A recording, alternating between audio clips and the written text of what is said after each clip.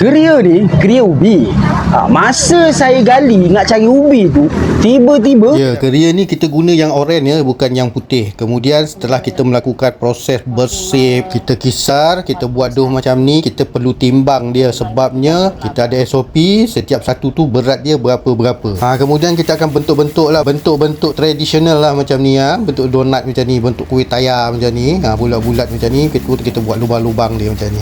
Lepas tu kita goreng lah, goreng tenggelam dan api dia kena satu suhu yang tertentu dan keseluruhan yang kita goreng dalam satu-satu kuali ni dia ada kuantiti yang tertentu. Kalau tidak dia akan kacau suhu. Kemudian bila dah masak, dia keluar dah warna oranye tu, kita dah toastkan. Lepas tu kita akan sira dengan caramel. Gula Melaka orang panggil macam ni. Time ni pun bau dia pun Allahu Akbar, wangi woi. Jadi berbalik-balik kepada cerita kita tadi tu, ketika gali-gali ubi tu kan, tiba-tiba bini saya panggil.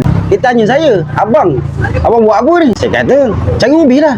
Kita mana ada tanah.